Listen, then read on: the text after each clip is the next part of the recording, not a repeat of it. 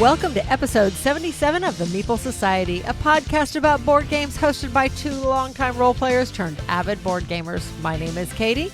I'm Greg. And on this episode, we talk about all the places we buy games, including our newest arrival. We dig into 4 recently played games and rate them new, old, borrowed, or it just blew. We gossip about what some of our listeners have been playing, and then we wrap it up by responding to the comments from all of you. But first, do you realize it's been 4 years?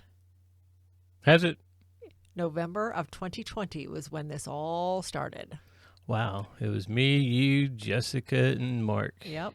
And Justin was there for the first couple, yeah. And Jacob was also there. And Justin and Jacob helped out with the thing, but because we actually did a playthrough of Pandemic first. Yes, and then we recorded our first podcast immediately afterwards. Yep, because we deep dove Pandemic. We talked a lot about Pandemic. We did. And while Justin was recording the podcast, Jacob was now over at another desk in the same room editing said video of the gameplay of Pandemic. So yeah. I knew it was in November. I couldn't remember when. I was just actually going to look up I could always go back and see when it was released, but that doesn't say anything because I think back then when Justin was putting them up, and it would take like a week or two before it would go up. Right. Well, I can tell you exactly when, if I can get to it. I'll say all those files and notes from those shows are gone.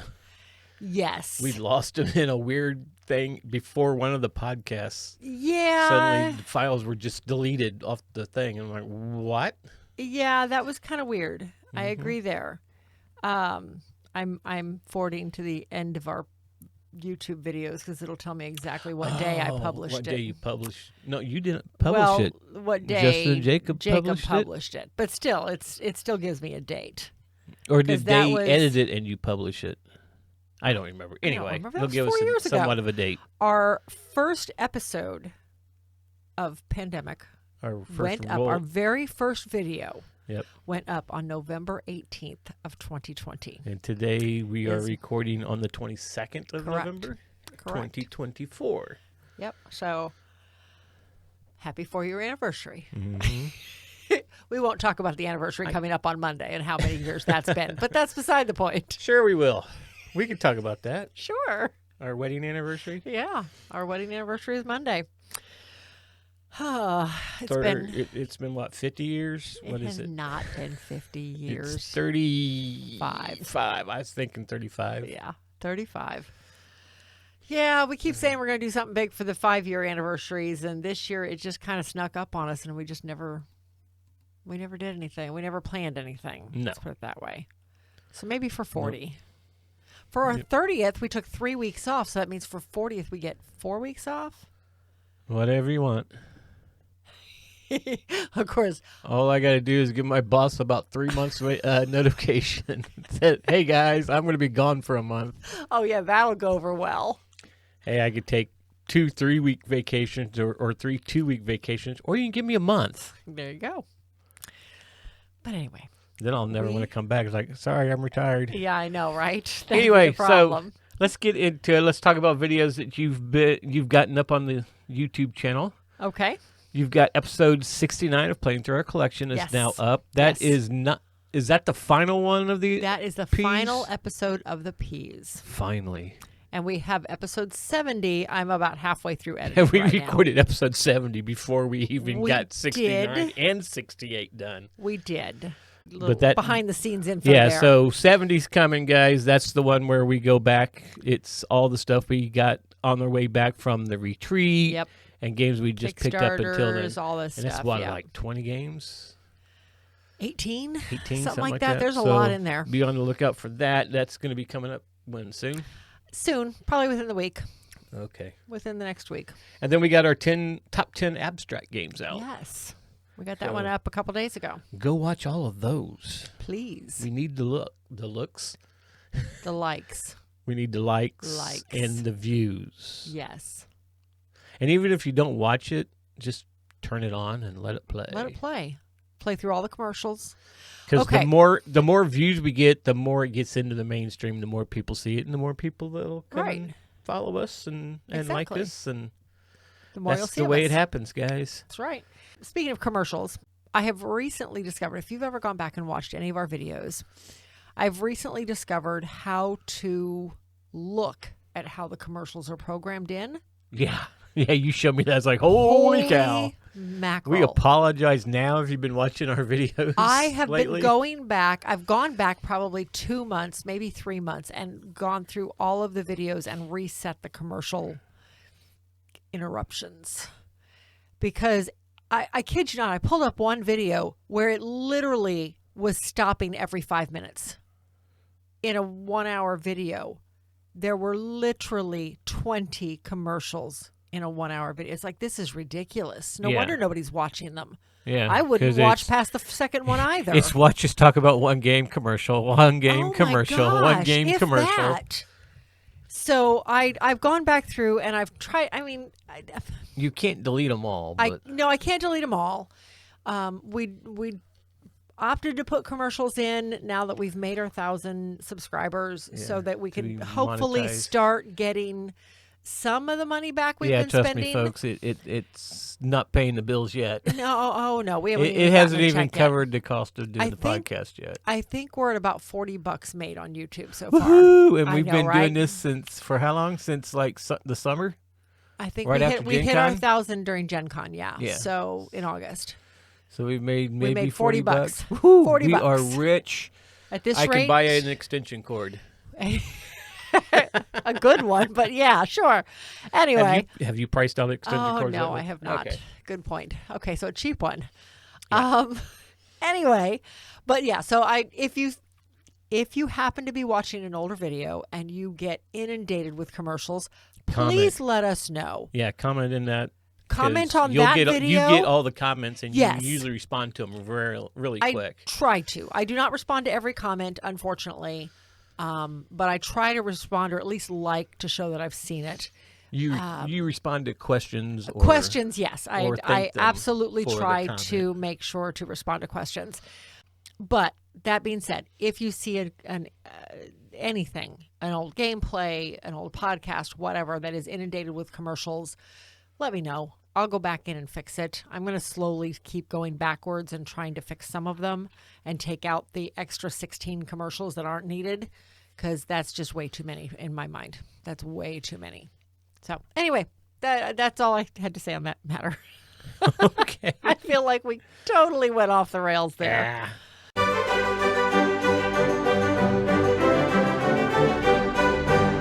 So, new tour collection. We have one game. We do. That was a Kickstarter. We didn't go out and buy. Nope. We didn't break our rule yet. Nope. And since backing Kickstarters, we've said was an option, given that was the exception to the rule. That I can't remember. Was his name Brian? I don't remember. He's commented again, so he's got a comment down below, I believe. James. I think it was James. I don't know. Regardless. Maybe David. Somebody gave us the option of, hey, Kickstarter shouldn't count. Kickstarter shouldn't count because, number one, you're not getting them right away, and two, it's a one-time thing. Mm-hmm. It's a limited time frame that you can do it. Okay, fine. I never said Kickstarters were off the table. Just we're going to stay out of game stores until Christmas shopping, until Christmas. Oh, we can buy online all we want then, eh? No. We're not buying online either. We're not going into the game store. I don't We're just buying their online stuff. No. You are looking for loopholes, aren't you? I don't have to look. Anyway, so the new Kickstarter that came in is Jakarta Traffic. If you haven't heard about this one flew under some of the radars. It flew. We have yet to get it played. The only downside of this game so far that I've seen, I mean, we haven't read the rules. We haven't played it yet. Right. But we have punched it and organized it, and the tiles in this game are very thin, I think. Yeah. They have the cool player boards, which are cell phones that are dual layered to put your different pieces in the cell phone that's your player board. But the actual tiles that you're laying out are, because it's kind of a tile placement, because you're delivering around Jakarta. You're a delivery boy on a moped going around delivering different things. And the routes are keep changing by people turning the map part, the tile part of the map, yes, a different way, or placing a new one in there. It looks a lot of fun. I was just kind of down when I seen that the tiles were so thin. Yeah. I kind of wish they were a little bit thicker. I mean, like twice the thick as they are right now. That would be great. The box is a lot smaller. The box is very small. Because I was thinking it was almost close to a Ticket to Ride size box. It's not even close. No. It is the size of like the Garfield games. Yeah, but thinner. But about half the thickness. Yes. So it's very tiny, but yeah, we'll see. Hey. But there's not a lot in it. No, there's not a lot in it. Just the tiles and the. It came with like 3 or 4 different mods for it, so it should be fun. We'll get this to the table soon. We'll have it definitely out for the after Christmas pickup video. Yes. or video. Yes. I'm like going video. No, it's not video, but yes, it is video. It is a video. So our going back video for after Christmas stuff. Yes. We'll get that out. Probably interrupt the R's, maybe after the R's, depending on how quickly we get through the R's. Yeah, we've got one game played for the R's. We do have one children's game which was played for the ridiculous. That game was. It's a kid's game. Race through Space, Mission Space. to the Moon, I believe is what it was called. Yeah, something like that. And it was a kid's game, and it was all about rolling the dice. And after everybody goes, the first player rotates the tile from the top of the line and puts it at the bottom. And if you had any, or vice versa, you took it from the bottom and put it on the top because it kept pushing you further and further away from the moon. That's right. Yeah, that's right. And if one of your spaceships was on the bottom, it fell into a black hole and you lose it for the rest of the game. Yes. We both lost it one. was an interesting game, but yeah, we both lost it. Lost ships, though. Yep. It was okay. It wasn't, but again, it's a kid's game. Yeah, it was like for ages 6 and up. And now, it is time for the most anticipated segment of the podcast. It is time for Random Board Game Banter! So where do you purchase your games? Right now, nowhere. Nowhere right now, but where have we purchased games? I mean, okay, we have a lot of game stores. I mean, because you'll see some people post like, "I've got to drive like 30 minutes before I can get to the only game store in town." But we drive 30 minutes to one of them. But usually it's more like 20 to one or 15 to another. Yeah, anyway. So, I mean, we live in the Indianapolis metropolitan area. We've got a lot of game stores here. We are very blessed with the number of game stores we have here. Yes. I know that's not the word you were looking for, but still. Blessed is fine, yes. But I'm thinking if we count them here, if we go up to Castleton, which is still in the Marion County area, there is Game Time. Which doesn't have a lot of. It used to be a great place to go buy games, but now they're focusing more on the card games like Yu-Gi-Oh and Magic and stuff. Yes, and they have a very, very limited supply of games. We haven't been in there in about a year. Yeah, so maybe it's changed. I don't know. They took over the store next to them and connected it and built a huge play area. And then took part over the store behind it too, because it was in a strip mall, a back-to-back strip mall. They've got a huge area now. Yeah. At least again, it's been a year since we've been up there, but I imagine they probably did that for the sake of tournaments. And I know it was originally gameplay, but I suspect it's more tournament use now. But I don't know. I haven't been in there in a while. So in Lawrence, which is its own city, but yet it's inside of Marion County and part of the metropolitan area, there is Saltier Games. We've talked a lot about Saltier Games. Yes. Saltier Games, they're starting to come back a little bit into favor with the games they're selecting. Because there for a while, I was like going, I either have the game or I am nowhere even close to being interested in the games you have on your shelf. But they're starting to come back. It has changed over the years because when that store first opened just as Saltier Games, it was RPGs. It was RPGs and a little bit of board games. And then when the came in, the owner partnered up, and JD brought in a lot of board games. The store was packed in board games, and then there was just a small role-playing section. Yes. And then magic cards just behind the counter. It was a smaller store. Now, then, just before they moved, just a couple of toys here and there that wasn't really games started to show up. Started to show up about COVID timeframe. Yeah. And then they moved, and they have a store about twice the size as it was. Easily, if not 3 times the size. And the front of the store started having a lot of toys, and they changed the names to Saltier Board Games or Games and Toys. Right. And now it's Toys and Games. Now it's Toys and Games because it's more focused on toys in the front half of that store. The front third is toys. Yeah. And then a good, maybe a quarter of the store is board games, and then you've got your miniature area. Because you figure a quarter of it is tables to play at and the magic counters. That's true. And then the other quarter of it, or third, I guess you could say, is split between miniatures and board games. And yeah, I don't know. It's still a nice store. They've got a really good setup. Yeah, and they're in a great location. Mm-hmm. And we know a lot of the staff there, and maybe not by name, but they definitely know us by sight. JD knows who we are. And unfortunately, the original owner had passed away. He lost his battle of cancer. Away. Yes. But good thing he had JD. And they're keeping the storyline. Yeah. So, and then we can go all the way out to Greenfield, which isn't really yet connected to the metropolitan area. It's really close. Give it another couple decades, and it will be. Yeah. And then out there we have Hometown Comics. And then Hitherto, which you hear us talk about Hitherto a lot. It's actually a coffee parlor, board game kind of cafe that sells board games, and this is where we mainly go. They've got a huge selection. Yes. And it's changing constantly. Oh, yeah. And it's like a scavenger hunt. Well, it helps that the owner and some of the staff are board gamers. Yes. And the owner does a lot of Kickstarters. Yes. And he does it as the retail Kickstarter. So he gets a lot of those Kickstarters in before anybody else has them in their stores. So, but he is rotating that stock a lot. I mean, he has his staples in there up on the wall, and he's got the Lacerdas all up there and all that. But that middle section is constantly rotating the games. I mean, there's so much stacked up in the middle that you got to move games to look for games. It's a scavenger hunt. Yes. It is literally you got to look a around scavenger like, hunt I to didn't go even see this. look. Here it is. Yeah. But so you that is never know one what of you're the gonna main find places we go. So if you go to the west side, I think the only game store on the west side is out in Brownsburg, which is also Family Time Games. Oh, yes, Family Time Games on the northwest side of Indianapolis. Which is a very, very popular store here. Yes, it's just a long way from us. Yes, and this is the game store that Tom Vassell takes the Dice Tower crew every, I think it's the Friday night or Saturday night of Gen Con. He takes them up there and they have a big pizza party and all that for Kickstarter backers and Kickstarter backers that back that part of it.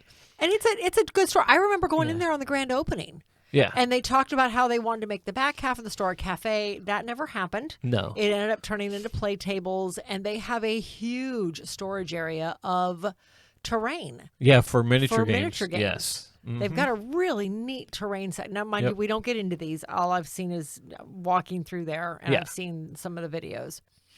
But they have a huge selection of this stuff.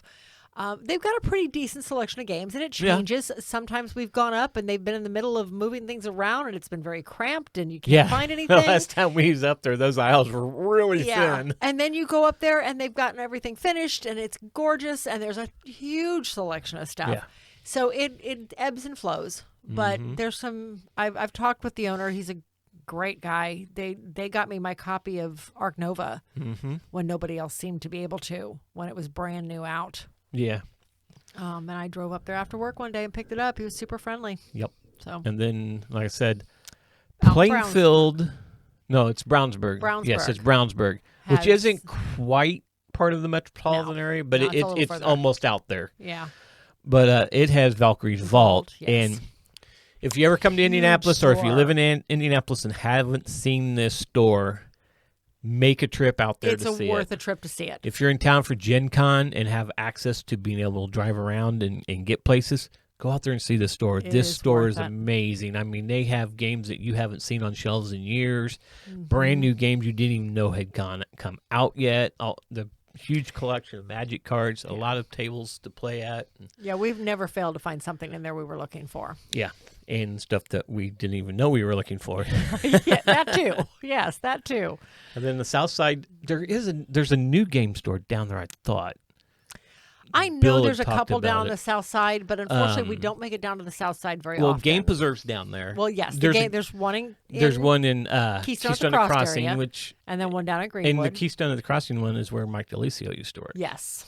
And then Ye Old Gamers Guild is gone. That one, it is not gone. It changed hands. Oh, it changed hands. And it was more of a game club than a game store. Yeah, because I know we were out looking for game stores. We found us, so we went up there, just walked in like we owned the place practically, and walked back into the gaming area where all the games were at that they were selling. And the one guy comes back and goes, this really isn't a game store.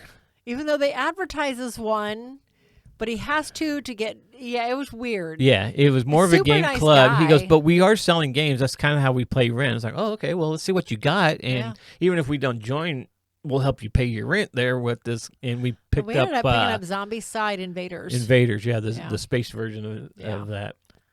But that was cool, didn't need it, but we wanted to support. Yeah. So most of our games now come from Hitherto. Yes. Now, in the past, obviously, like most people, we used to shop Amazon a lot. Mm-hmm. I try not to do that very often. Yeah, we make a list on Amazon of games we're looking for. Yeah, every once in a while, I'll find one and they've got a really good deal. But even their really good deals scare me because you hear about counterfeits so often. Yeah. So that always makes me nervous, and I pause on that one. But every now and then I'll find something I cannot find anywhere else. That's the only place I can find it. I will order it there. Right. We'll hit some of the online retailers too, like Miniature Market. Of course, we've also been to the Miniature Market store, but yeah, the one in St. Louis. Yes, that has now moved. Yeah. But there was two in St. Louis, and I think the one closed, and they're only at the other location. I don't remember now. I'd have to look it up. I don't remember. But anyway, but we've shopped online with them. We've shopped online with Noble Knights. We've shopped online at a lot of the retailers, the ones that are only online. Of course, we buy at conventions now and then. Now and then. Well, when we go. I don't think we've been to a convention that we haven't bought a board game. Well, no, but we also don't go every week. No, we don't. Although we go to at least 2 a year, I feel like, anymore. But anyway, so the bulk of our purchases do come from game stores now when we're traveling or here locally or Kickstarter. I feel like a lot of what we've got lately has come from Kickstarter. Yeah. But they've all been delivering suddenly. Yeah. So I guess the question for all of our listeners is, where do you buy your board games? Where does most of your board game purchase come from? Also, what's the name of the board game store that you go to a lot? Is it good? Because we do a lot of traveling on the road by driving, and we always like to come into cities and visit their board games, see what they got, purchase something. So let us know in the comments as to where these places are at, where you're from, name of the board game places, and where do you normally get your board games at? Something old, something new, something borrowed, and something that blew. So this first game in here, we have been having a blast playing this game. This is Role Player Adventure. We got this when it first delivered on Kickstarter. We noticed that Saltaire Games, we've just talked about them, they had it. We went up there and instantly purchased it because I seen the game in a picture and fell in love with it. Because if you ever played like AD&D and D&D, you can remember how the modules for each dungeon, what they look like. That's what these adventure packs look like in this game. They remind me so much of the old D&D modules. I mean, the old D&D modules, the cover would come off. Well, it wasn't even attached. It would unfold, and that's your dungeon map. These have separate maps. They have separate maps in this one. They're two-sided maps for different adventures. So, but we have been having a lot of fun playing this with Doug and Sarah. Different Doug, but Sarah. Different Doug. We know so many Dougs. We play games with at least two Dougs. We do. From Qwirkle and Nerds, and then there's Doug and Sarah. Plus, I have a brother named Doug. So there's a lot of Dougs in this group. Anyway, but we've been doing it on what we call our monthly cooperative Sundays. Yes. And have an absolute blast. This is, if you don't know anything about it, this is from the role-playing game genre, where in Role Player, you make your characters by rolling dice and putting dice in certain places, and then you add it up, and that's your score. Well, now they have an adventure game. Well, they've had this out. This is a couple years old now. Yeah, this is a few years old now. Where you can either play a pre-gen character, or you can take a character from playing Role Player first and converting it over to what you need for the game and play it in the game. But this is your I wouldn't even say it's your typical dungeon crawl, because you're not going through too many dungeons. You have a map of an area with buildings that are lettered, and you have a book. Your book tells you what's at that spot. So You start off like you're at A. You're going to go in there, and the person who's supposed to be reading, because you rotate around, who reads the adventures, reads what's going on, and you do stuff, and then something will happen, and then you have a choice to use an item or rest or move to a new location. But all these things, it takes a skill to do whatever they're asking you to. Skill or combat, yeah. And it's not just one person. It's like it's this skill of interrogation, and you'll open this book up to where it says interrogation at, and it'll show you what level it is, and then it'll tell you what dice you need, what color dice you need, and what the numbers on those dice need to be that you need to roll. And how you get those dice is you have a certain amount of dice you get randomly that you can randomly pull out of a bag, like 6. And I think that's where we're at. Then right you now. can say, okay, well, we don't want to randomize it yet. You can, because each of your skills has a number of cubes on there that represent stamina, and you can, like, say, we need a white dice, so everybody will spend a white dice cube and put it in their stamina, and their exhaustion pile, which yeah. is their damage. And now we have one dice out of those 6. We have one dice, and then one you can white do dice. One white dice, yes. And then you can do that for all the colors you need if everybody has enough stamina in those areas to do it in. It doesn't even have to be everybody. You True. have to you have pay to have enough at least 4 stamina. Well, if you have a 3-player game, you're paying 3 stamina. Right. In a 4-player game, we have to pay 4 stamina for each set color we choose. Yes. If I don't have any black, somebody else Doug could pay has for it, right? 4, and we did that in the last game. We really needed another blue, and nobody had blue except for me. And Doug was like, "Okay, I'll do it this time. I'll pay for everybody to do it." So I'll we pay do for it. the die. But then you roll your dice, and you put the dice out where it is. But you also have a handful of cards that can mitigate the dice rolls. Or you can add new dice. You can flip a dice, raise the dice number up 1 or down 1, depending on the color on the card that it says you can do it to, or like you said, add dice to it. It's just really interesting and I've never seen any other. I've never seen another dungeon game crawl to do this. Yes, but it's the way it allows you to mitigate the dice is so fascinating because it's all card play. Yeah. So as you're gaining cards in various ways, and you gain cards throughout the game at the end of every scenario. You can go to the market, and you can buy with what gold you've got. But then you have to decide it's party gold. It's not individualized. Right. So you can, okay, great. We have 10 gold to spend. We can afford 2 of these things if we're lucky. Yeah. And okay, who gets them? Who's working with what colors? Because you want to spread that stuff out because each player can only spend 1 card without having to spend bonus chips. And you only get so many bonus chips. You can buy more at the end of the scenario with experience as your party kind of levels up. It's a way of leveling up your party members. And all these cards have something to do with the original role-player games, the cards you would get in role-player, like the armor. The armors of the black and the purple armor lets you re-roll black or purple or something like that. Yeah, because I have the red and white one. And depending on how many pieces of the armor you get is how many times you could do it without having to spend bonus chips to do it. Because once you have it, that's your action. And then if you have 3 of those cards, you can do it up to 30 times. Yes. So it's really cool that way. Everybody has their own characters. Haven't had it work out for me yet, though. Right. We've never had that work. Yeah. Everybody has their own characters. They have their own background. They have their alignment. And what's really cool is most dungeon crawls, each character has its own mini. This one, it's a group mini. It's got like 2 different fighters on it. Yeah. And that's the one you move around the board. Monsters don't have any minis or standees. They're just cards that come out that look like the skill book. It's the card that comes out, tells you what dice you need, what color dice, what you need to build it, to beat it. And how much damage it will do if you don't take it out quickly. Right, yeah. So at the end of the round, if you haven't taken it out, so whatever dice you haven't covered up, it'll tell you, well, you're going to take this much damage. And then it says you have to beat it in, like, say, 3 rounds. And in the first round, you're not going to lose any extra points. But the next round, you're going to lose, like, 3 extra points. That's really cool. So you have 3 rounds to beat it. Mm-hmm. But luckily, I don't think we've ever gone a full 3 rounds. We've always been able to mitigate. Yes. thank goodness. It's gonna get early in the games when we were just still trying to figure out the game. Yeah, we had a couple times that it would go to a second round in the battles, and we would take damage, and we'd have to disperse the damage because everybody got that. If we took one damage, everybody took one damage. It wasn't like you have the most health, you take the most. No, everybody took the most damage. Everybody took it. Nobody's been knocked out yet. Nope, not been yet. Extremely close. We're only on. We just did what, 5?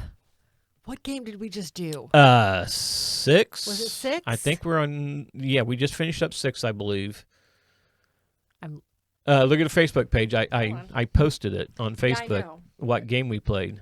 Oh, you have your book. I have the book with me. Yeah, and it was just last week. So we did Adventure 6, Bogroot Demon. Yeah, was the last one we did, and there's what, 10 or 12 in this box? They're all connected. I mean, you're supposed to be able to just take one out and play it if you want as a single. And I could see where that would be, but it is an ongoing storyline. It's an ongoing, and it's been really interesting. We have had a blast loving with it. this. And we have Nephra's Judgment. Yes. One of the expansions, which adds a side quest for each character depending on what scenarios what adventure we're doing. Like say mine is like on you have a side adventure in book 3 or it gives adventure everybody 3. a background. Yes, it gives you a background. And based on that background, you have side quests. It gives you a side quest. And depending on what quest you're doing, I had one in 4 and then maybe a 6, or I had one in 2 and 3 and then 6, and it gives you the letter of the area on the map that is where your quest is going to be at. Mm-hmm. So when you get there, you always read everything, you do what's there first, and then when it says, okay, you can use an item, rest, or move to another location, before you do any of that, then you do the side quest to whoever's there. In the last game, we both had the side quest in the same spot. Yes. And you got like a sword or something, didn't you? My frogkin thief, who was lawful good, go figure, had one where he was taken into a world where they couldn't see him, but he was there with a demon that we released. Oh, that's right. I forgot. And he was showing me, because my character came out of an orphanage, and I was always beaten every day and fed very little and everything, and I was seeing it through other people's eyes as to what was going on, and I had the choice of letting the man live and continue doing what he's doing, or killing him. But if I had him killed, the kids would still go hungry because then there was nobody there to feed the food. To take care of them. But I had, so it was my lawful good character went against his alignment and said, no, have him killed. So he died of a heart attack. I grew up attack with this right guy. then and there. Yes, I had so much trauma from him that he died. And so I had to go down one on, now I'm lawful neutral. Yeah. So I'm working my way to chaotic evil, I guess. I don't know. But at least lawful neutral is a little better for a thief than lawful good. It's like, here, I stole this from you. I'll give it back to you now. What? But yeah, and then you had one. I don't remember what mine was now. And yeah, because after everything, you receive something. Yes. And like you said, I don't think I got the sword there. I got the sword someplace else where we were all at. Yeah, see, I don't remember mine now. I'd have to go back and reread it. I do not remember what mine was. Or maybe now. I did get the sword there. I think we were so blown away by you killing the guy that I completely forgot what mine was. The demon killed him. Well, the still. Demon caused him to have a heart attack. So the blood is not on my hands. Oh, sure. I just gave the order. Yeah, exactly. Anyway, but no, I don't remember what mine was. Mm-hmm. It wasn't nearly as dramatic as yours. I remember that. Yeah, I know. After that one, it's like, yours is easy. Yeah. Anyway. Yeah, so there is the base game comes with 10. Actually, I think there's 12 because there's 2 extra ones that's not part of the series. It's kind of like the grand finale and like side quests or something like that. Okay. And then, like I said, we're going to do. Nephra's Judgment doesn't have anything except for the side quest for each character. But then there's Gulpak's Secret, which we're already looking at getting, Which, that adds another 10 scenarios to it. But it's a blast. We are having so much fun with this one. Yeah, I think if we get that expansion and go into that, we're going to make new characters. But I really want to make new characters by playing role player first. Yes. play that game, build our Yes. characters, and then take those and transfer them over. Well, and they're already both for doing that. They're kind of curious about role player. Yes, in general. yeah, and that's coming up because we're in the R, so Yep. it'll be coming up. So we'll be playing it then. Yeah. So maybe we can build our character, and then that'll be the character just we hold take on to over 'em, when yeah. we get done with this whole thing Yep. and go into the next one. So some basic information. We totally skipped over that one on this one. This came out in 2021. Oh, I forget you were going to do that. Yes, I'm trying to remember. Published by Thunderwork Games, designed by Keith. How do you pronounce his last name? Oh, Matejak. Keith Matejak. I think so. I'm I assuming think that's so. how it is. It's just built really weird. It is, yeah. James William Ryan and Peter Andrew Ryan. Mateka? Matejka. Yeah, maybe. I don't know. Anyway, isn't Keith? He's not the one we met at Gen Con, is he? No, he is the one. He is the one we Yeah. met at Gen Con. If you've been on our Facebook page, you'd see the picture with us with That's him. what I thought. He's the one Okay. that sold me the hot sauce, and then Yes. he's also the one I contacted. He's like, "Hey, where can I get more of this?" Yeah. It's like I was a junkie. He's like, "Here, for buying this, you can have this." It's like, "Okay." Now it's like, I need more. But he Anyway. got me 2 more. He did. He did. They're in the fridge. Anyway, so that is it for Role Player Adventures. Lots and lots of fun. If you like dungeon crawls and you like story-based, this is a good one. It's a good one to check out. So the next one we got to play is an old favorite of ours. We've had this one for a very long time now, but this is Qwirkle Cubes. Now, we have Qwirkle as well, and we've always enjoyed it.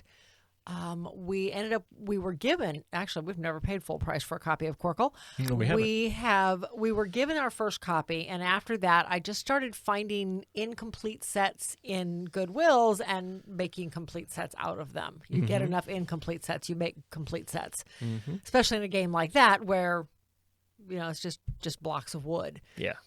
So anyway, Qwirkle as a whole, base rules for Qwirkle. Well, first of all, let's do this properly.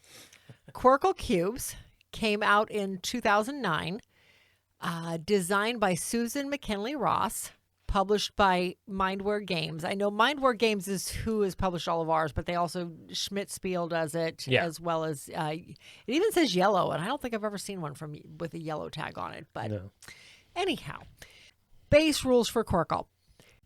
Qwirkle is kind of like a one-piece domino set. You are trying to make sets. There are 6 different colors, 6 different shapes in the game. There are 3 of each piece of the same color and shape. So 3 yellow squares, 3 blue circles, 3 green clubs, whatever. There are 3 of each shape and color. You know that going in. However, the goal of Qwirkle is to make sets either all of one color, all 6 shapes of one color, or all 6 colors of one shape. I think I said that right. You score points as you lay down pieces. You have 6 pieces in front of you at all times. You lay down as many as you possibly can in one grouping in order to score points. And you score 1 point per piece that you 1 point per piece of a set you add to or make. So, for example, if I put a green club down next to a blue club and a yellow club, well, now I have 3 points from that because I'm adding to a set of that makes 3. Ultimately, you're trying to make a complete set of 6, and if you do that, that's called a Qwirkle, and you get 12 points for that. Plus any extras if you happen to slide it into a spot that adds to 2 different runs at the same time. Yep. That's the base rules for Qwirkle. Qwirkle Cubes takes that and kind of spins it on its head a little bit. Each die, this is all basically 6-sided die, right, 6-sided cubes, i.e. dice. Each cube is one color, all 6 shapes. Now, I'll be honest, I don't know how many of each color are in there. I don't think there's quite 20 of each color, but it's probably like 15. I don't know. Anyway, regardless, you're trying to do the same thing. You're rolling the cubes as soon as you take them out of the bag. And then at the start of your turn, you can roll as you're looking at all of your cubes, and you can re-roll any number you want of your 6 cubes, but only once. So you're looking at the board in front of you and you're trying to decide, well, this one can be used and this one can be used, but I really need this to make a Qwirkle. So, okay, let me roll these 3 dice and see what I can do. And of course, they never come up the right shape that you want them to. But then you're adding in the cubes just like you would in a regular Qwirkle game to make your sets or hopefully your Qwirkles. We have never failed to have a good game of this. We have always really enjoyed it. Yes. I think having that uncertainty of you could have more than just 3 purple paw prints. You know, you're going to have, or 3, they're not really paw prints, but they look like it. But anyway, we call them paw prints. They're actually clubs. They're the 4-sided 4-leaf clover or whatever you want to call them. But anyway. Something like that. So you could have more than just 3 of that one item. You could end up with 6 of them out there if that's what people keep rolling. But I don't know. I've always liked this one. It's a lot of fun. It's very light, but it's very challenging at the same time. So, but that is Qwirkle Cubes. The next one we got to play is a brand new Kickstarter we just got in a little while ago. I finally broke down and opened it. This is Theme Park Mania. This was published in 2024. It's a new game by Meeple Master, designed by Gertchen Eckel and Susan Eckel, and art by Gertchen Eckel. Okay, so Theme Park Mania is a tile placement game. The idea behind it is you are trying to build out a theme park by laying down sidewalks and railroad tracks to get around, and then potentially purchasing your theme park ride and all of your attractions to go along with your theme park rides. Now, the theme park rides and some of the attractions are all themed together. Yeah. So there are symbols on the different ones that show that they relate. Basically, it's extra points at the end of the game if you can it also manage to raises match the them cost. up. No, it is. That if you match it, if you match it, it's extra points at the end of the game. It doesn't do anything for the cost. It's but still each the same. thing attached to their ride adds to the cost. Yes. Okay, so the basic way this plays. Throughout the game, you are adding in your sidewalks and trying to close off areas where you can put your rides at. Rides are basically a 4x4 square grid, whereas, well, not 4x4, 2x2, I guess. Yeah. The rides are 4 times bigger than the attractions that go around them. Mm-hmm. Now, the key is with the attractions, you need them butted up against the rides, but you also need them to have access to a sidewalk. So you've got to be able to close them off and give everybody access. Mm-hmm. And I know that's one rule we got wrong on that one. Yeah, we missed that somehow. We found it afterwards. So we got to play it again. So it is what it is. It was still fun. But anyhow, so you're buying your rides, you're buying your theme park attractions, and you're trying to get everything together. Your rides are a base $2 for everybody else in the game to come ride on. Attractions add anywhere from $1 to $2 more to it. You are paying as a group of everything attached to it. That's how much you have to pay to get onto, quote unquote, onto that ride. Everybody starts out with a certain number of meeples, little visitor meeples. You have one big guy that goes around trying to hit all of the rides that have been built. Yeah. And then as you are able to enter the ride and pay for it, then you take one of your little meeples out of line and put them into that area. And that shows that you've already visited that particular ride. Mm-hmm. Now, the game ends when one player has managed to visit all of the rides and his last meeple in line is out. His last visitor is out onto the board. At that point, you count up points. If there's a tie, then it's a weird tiebreaker. It's literally a race back to the front gate. So it's whoever gets there first wins the game. That was really the only part of the game I didn't like. Yeah, the tiebreaker absolutely blew. Yeah, absolutely blew. Yeah, which is weird because I know we've played it. I know Jeff and his wife have played it. And they both had ties. And they had a tie also. And they both agreed it was stupid. Because I was all the way down the back of the park. Yeah, you were at the very bottom of the park. I was like halfway I had gotten on all the rides. I was missing one. Yeah, and I had to go to the back of the park. Yeah. But you were up front getting on a ride. I wasn't quite to the front. I was about halfway. Middle. Yeah. So when I seen that and you said that that's what the tiebreaker was, I was like, well, you won. There's no way I can get to the front. only if I had a card, because some of those cards that you got to keep would let you jump to certain like ticket booths or different things that were built on there, and you can see that by the symbols on the cards of the little shops. We need to play it again. Yes. Number one, we got to come up with a better tiebreaker because that tiebreaker was stupid. Yeah. Anyway, the person who visited the most booths, and that would be the one that makes sense. Yep. But because you also had train tracks too. Yes. That you put out. Yeah, you put out train tracks that would let you get around the park faster. Mm-hmm. With 2 players, we never even used them. With 4 players, I could see where that might be important. Yeah, because you could probably get it all the way around because people can build off of your track. Yeah. I could definitely see why with 4 players or even 3 players, and then that might like be more with beneficial. 2 players with us, once we put our station out. Yes. Yeah, put our station out, then that track ended there. Yeah, your station, the track, as soon as you put your station out, your track ended. Yeah. Or when all the stations were out, the tracks end. I don't remember. There was something to do with it. I don't remember what it was, though. And I do like at the beginning of the game where you have to have a certain amount of rides built before the gates open, before people could come in and visit. Yes. I think you had to have 4 rides built before the gates would open and you could start moving around. Mm-hmm. So it encouraged people to keep building before you started actually visiting places. Right. So, but yeah, that was good. But yeah, I mean, overall, I enjoyed the game. Yeah. We just we might have to come up with a new tweak here and there.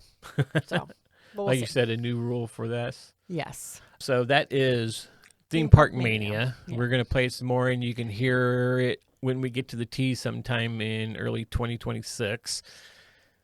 We should be in the T's by the end of next year. Okay. So we have 77 R's. Mm-hmm. And 150 hopefully, of S's and T's. Hopefully, we'll be done with the R's by the end of January. If we don't get drugged down by the holidays. Say we got Christmas and New Year's in there. We do.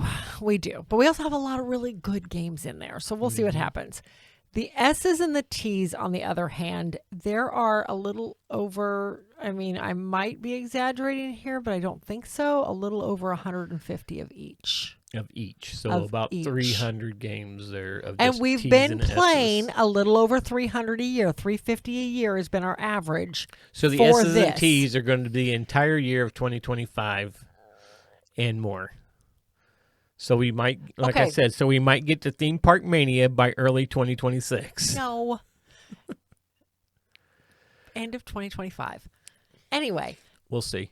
I just pulled up my chart, and mind you, I've not updated the chart recently with all new purchases and stuff. We haven't had any new purchases. Okay, I put these numbers together like a year ago. Okay. 172 S's, 137 T's. Like I said, early 2026, we'll have that game played. After that, it is all downhill because it's like 23 U's, 14 V's, 49 W's, 1 X, 22 Y's, and 18 Z's, and half of those are zombie sides. Mm-hmm. So after we get done with the T's, it is all downhill. So we have a little while before we have to buy, where we could go and buy some more X games. Yeah. Yeah, right now we have 1 X. Clue X-File version. It would still fall under the Clue.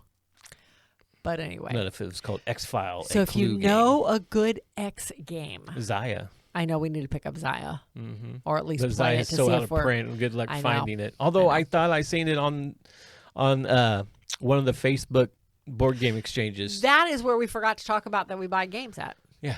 Is we buy a lot of stuff used through Marketplace and through Goodwill. Board Game Exchange. And Goodwill in the past. I have broken that habit. Though every now and then it's fun to just hop in the car and hit Goodwill stores. Speaking of Goodwill, let's talk about the next game. This is where you picked it up at. I did. Okay. Good What segue. a segue. Good segue. Okay. This is Qubic. This is the game I thought I was really good at and really, really liked it, I thought. But come to find out, I've won it once, and that was the very last game we just played. It was, yes. Okay, so Qubic was published originally in 1947. Yes. It is a public domain game, but it has been put out by 3M and Clipper, and I don't know who did the one we have, honestly. I don't know. I'm looking at the list here, and none of them look familiar. So I'm not really sure who put out the one we have. But the one we have came out sometime in the 60s. This was designed by, wow, it actually lists 3 names on here. Don Cornish, Howard Nelson Moore, and Rolf L. Potberg. Okay, so Qubic is essentially a 3D tic-tac-toe, but it's more like it's 4 in a row. It's not tic-tac-toe, really. That's the wrong verbiage. This is a 3D 4 in a row type of game. Yeah, but it's 4 levels? 4 levels. Yeah. So you have 4 levels of the game.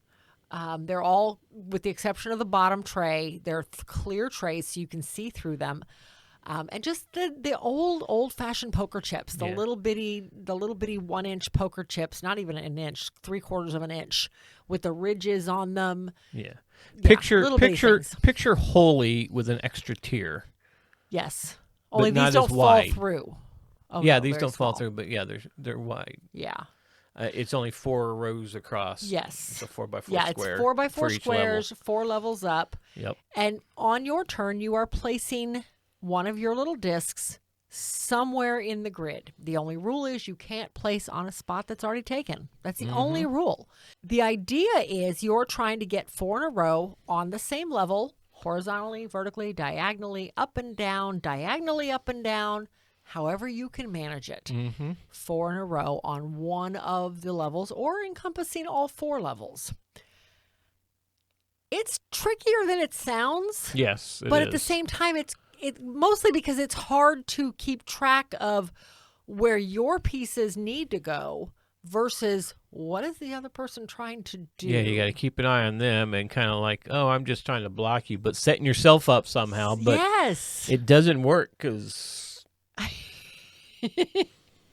Katie always says these are the games I always win. That I'm so good at games like this. But like I said, we have played this game. By the way, our version's by Parker Brothers. Oh, thank you. Okay. We have played this game 5 times. Okay. And I have won it once. You've won it all the other times. So I picked this game up. I saw it, and it screams 1960s when you pick up the box. As you can see, if you're watching it listening to on YouTube, you can see the picture of it. I have always loved this game. My dad used to play this. My dad had a copy of this when I was a kid, and I remember playing it with him as a kid. So I've always loved this game. And for that reason, we did hold on to a copy. I actually had 2 copies. And I think I could easily sell one of them to somebody at work because she saw a picture on my phone today. And she was like, ooh, what is that? So easily amused. Yes, Bridget is easily amused.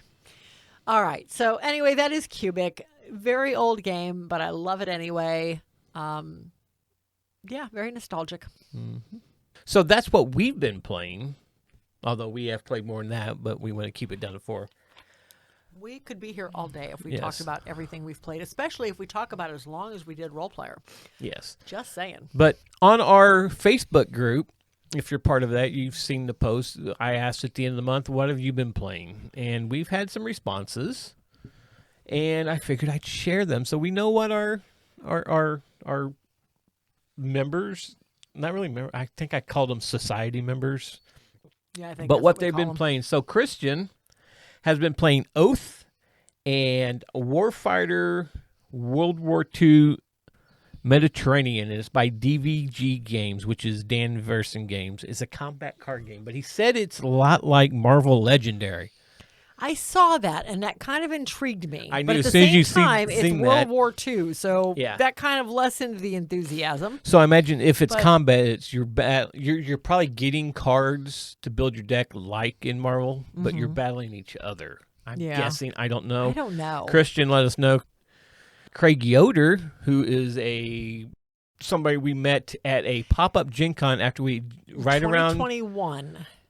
Was it 2021? Yes, because 2020 we didn't. Yes, do it was because we just got back from. Was that the retreat that we just got back from? I don't remember because Gen Con. Because 2021, I think Gen Con was in September. Yeah, I think so. So I think we just got back from retreat and did not go to Gen Con, but we'd gotten tickets for the pop-up Gen Con. Yes. which was held at our local at Saltier's. At Saltier's, yeah. Store. So we met him there, and we played. Oh, what was it? We played. We played. Was it Orleans? We played Orleans with him, and we played something else, and I don't remember what the other game was now. Mm-hmm. That was a while back. I don't remember. We're getting old, so we can't remember like that. So, yeah. So, but Craig has been playing Lisboa. Oh, I love that game. Mm-hmm. River Valley Glassworks is a game you like, and I can't seem to win. So, Near and Far. Near and Far, which is one game I'm curious about. That's a Ryan Lockett game, so I'm interested to see how that plays. Have not played it. Honey Buzz, which you really like. I'm okay with it. You really like Honey Buzz. Yeah, I like Honey Buzz. And he says he liked them all. Yeah, so that's a lot of. He's got a wide range of games near and there. Far, but that is a pretty big range. Our buddy Bill Stivers, we've played games with him. He actually got us to play, taught us. The Andromeda's Edge predecessor. Is that what it's called? The one that came out before Andromeda's Edge. It's right Dwellings there. of Eldervale. Thank you.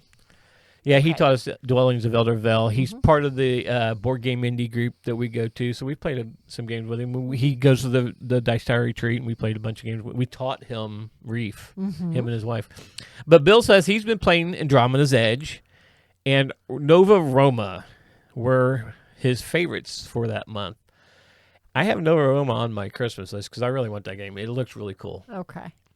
And we have Andromeda's Edge. So, and he's the person we really want to play Andromeda's Edge with because he knows, he's played it so much, he knows the rules really well. So we can play with him and hope that we don't forget any of the rules. On track on the rules. Yeah, because it's known, because we've talked to other people about this, that people play the game, but they'll forget about certain things, certain rules about the games. There's a lot of they're like 2/3 of the way through the game. Yeah, that you got to remember. This causes this to happen, and this causes this to happen, and if you can forget the causes and the effects, it makes it challenging. Yep.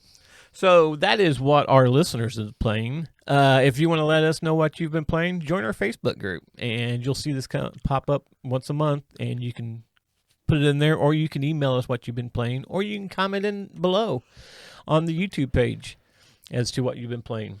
Let's move on. Mail call. So questions and comments from our listeners. We don't have any real questions. We have a lot of comments from our last podcast. We do. So, you want to take the first one? Sure. All right. So Christian says, the dude Christian. This is our dude. Yep. For Greg. No. Okay. So slight recap. We spent some time last episode, if you haven't listened, talking about, our past. Comparing. Yeah. Comparing role-playing games. No.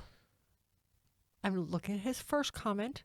Oh, comparing jobs versus board game mechanics. Yes. That's how his first comment. If you had to describe your job in board game mechanics, what would it be? Right. And we could not come up with what ours were. Okay. And I like some of the ones people came up with for yours. Anyway, for Greg's job, nail, hammers, and woods equal house. I'd say resource management. I can see that. Yep. Katie. No offense, Christian, you misspelled my name. But you know what? Considering we mistakenly mispronounced yours, I will let it slide. Yeah, for all of you playing the home game, it's Katy. Yes. Anyway, it's still better than Kathy. But she'll take it. Anyway, don't put the H in there. Just don't put an H in there. I'm good. Anyway, Katie, with information going back and forth between people, I would say pick up and deliver for her job. We're going to come back to mine because there's another comment later. So anyway. Okay. When I lived in Waterbury, Connecticut, you couldn't throw a stone without hitting a Wells Fargo bank. You mentioned in yours that you had a deposit of cash because you're not supposed to get cash at your job, and if you do, you have to deposit in the bank, and that your company uses Wells Fargo. No, what actually? Yes, I remember. And there's no Wells Fargo here in Indiana. There was not. We ended up having, or at least in Central Indiana. I'm not sure about northern or southern. Nothing. I think you said 400 miles. We had to drive to another state to get to one. Okay. We ended up having to send the money to our Hampton Roads office in Virginia so they could take it to the bank. But typically when we get cash at the office, we just send it back. Yeah. But this one was weird because, so you guys all get those what we call bill pay envelopes. They're pre-addressed envelopes. they don't require you to put your return address on them. You literally close them up, stick them in the mail, and the post office delivers them where they need to go, and whoever's getting it pays the bill for having them mailed. Yeah. Okay, so we send a lot of those out. We think what happened, because on the back of the envelope was written somebody's name and swimming. We think somebody had thrown $80 into one of these envelopes and stuck it in the mailbox to pay somebody for swimming lessons. Oh, no. This was our thought. And the mailman picked it up and delivered it to us. No note, no information, no return address, nothing to go off of but somebody's first name. We have millions of accounts. Yeah, we had no choice but to just find a Wells Fargo and deposit the money. But anyway. Enough of that. Moving moving rest of his. Okay, so the rest of his. He still on Wells Fargo. Now that I live in Bristol, Connecticut, I have to drive 20 minutes to get to one. Yeah, we found them all over the place in Florida when we left on vacation. It was really kind of funny. I sent a picture to one of our cash control guys and said, "Look what I found." Anyway, I think I showed you my books before. He did. He did. On our Facebook page. Go to the Facebook page and you can see it. This goes back to our discussion about D&D and role-playing games. Anyway, I still try to play D&D 3.0, but the Palladium system was a little too advanced for my friends. I'll try to get a game going of Heroes. I'll try to get a game going of Heroes Unlimited with them. Great answer.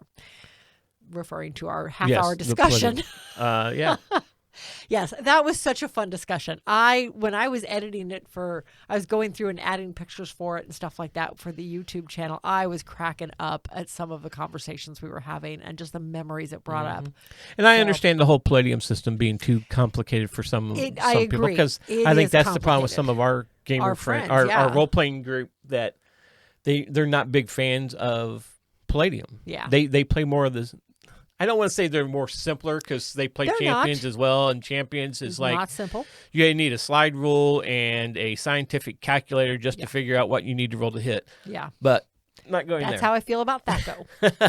But anyway, to hit armor class 0. I don't care. That doesn't tell me how to do the math. Anyway, they do it for you. It doesn't, though. Your character has it written down. Anyway, so moving on. Okay. Our buddy Phil from Montana, that we've actually played a game with, said, "I am a warehouseman, so I would be a resource management." I can see that. I could see that. Yep. Thank you, Phil. Okay, and then James Brazil.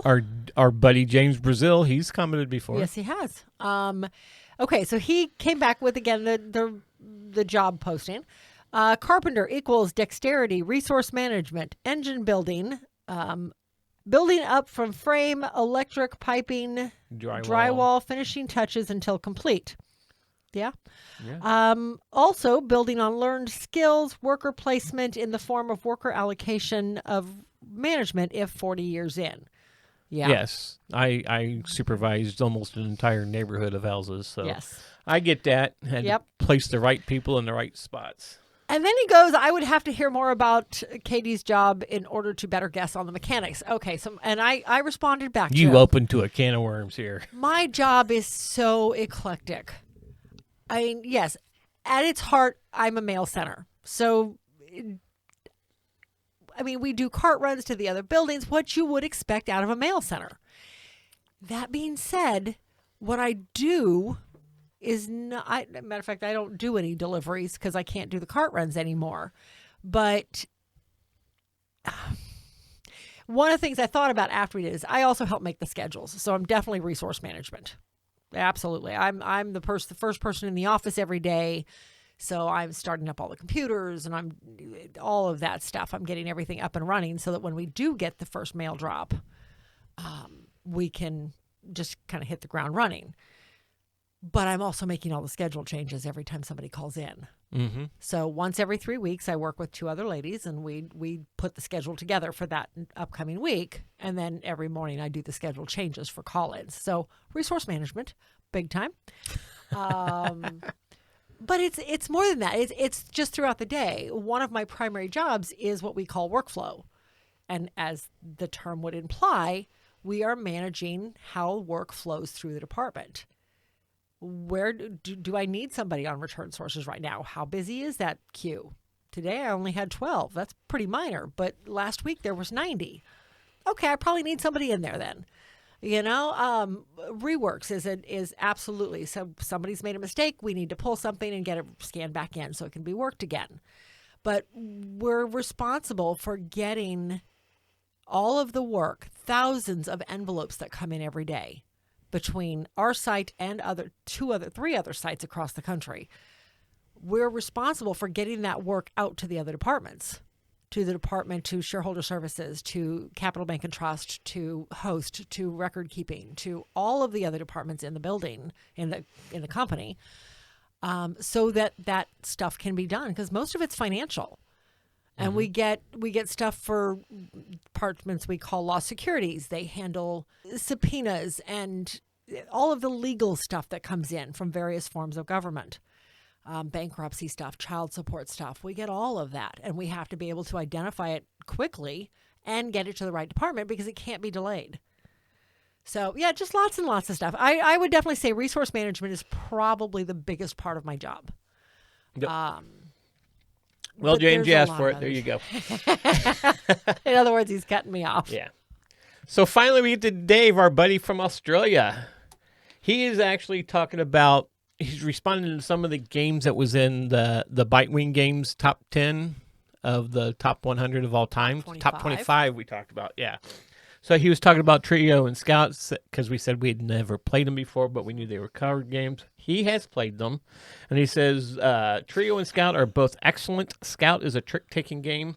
Is not a trick-taking game. Oh, it isn't a trick-taking game. I'm sorry, David. I can't read my own writing there. Oh, or your writing. It's about getting rid of cards by playing sets, like 3 threes or sequences like 3, 4, 5. So it's a card shedding game. Yes. Then, not a card collecting.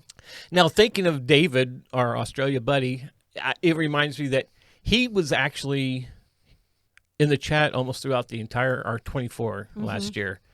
And actually, he was there at the end. He actually stopped and took a nap. Yes, yeah. But at the end, the very last game we played, he actually took part in that game, which I thought was just so cool. I hope you really liked it, David. It was just awesome to get your response, because we played Wits and Wagers. Yes. And we gave him a color, and Doug would write down his answers and put them out there, and he was voting, and he was gambling just along with everybody. I thought it was really cool. So that sparked an idea in my head for our next 24, sometime in June that's coming up. Okay. That... for like a small donation to the Extra Life Fund, that me or you can play in that person's spot for that game. So like they would tell us how to play it. We would do whatever they play the game, however they told us to play. I mean, there's some things to work out there. There would definitely be some things to work out. There was like a 3-second lag or something like that. Yeah. But I think it would be really cool. It would bring people in.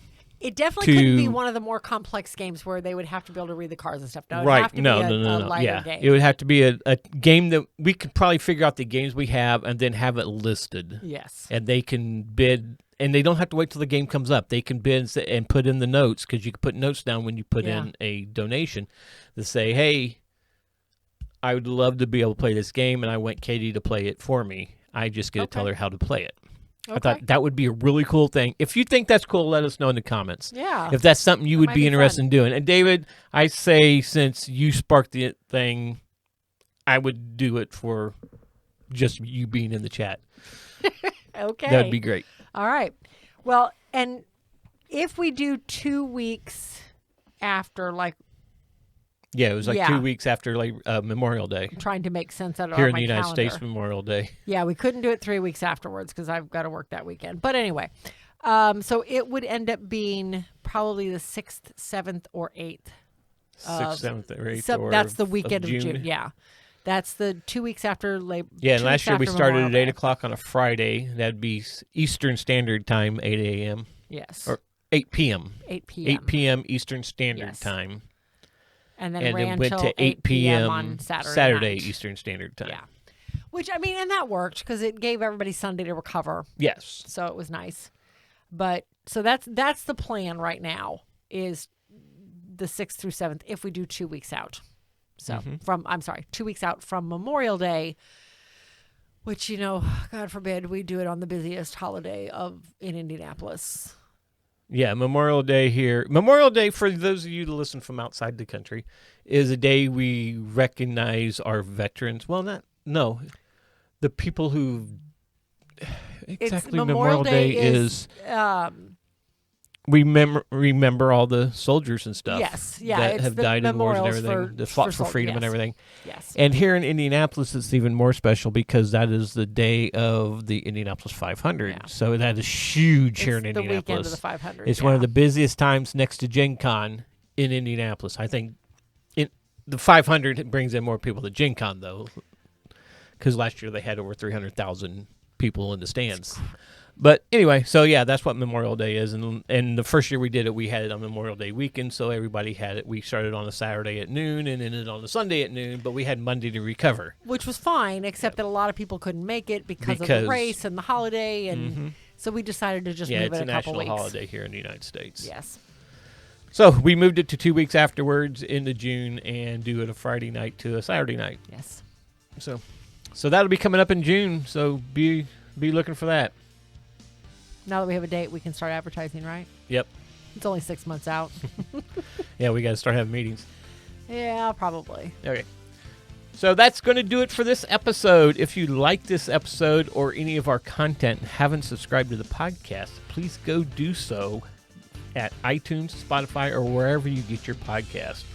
While you're there, give us a rating and comments. This is how others can find the show.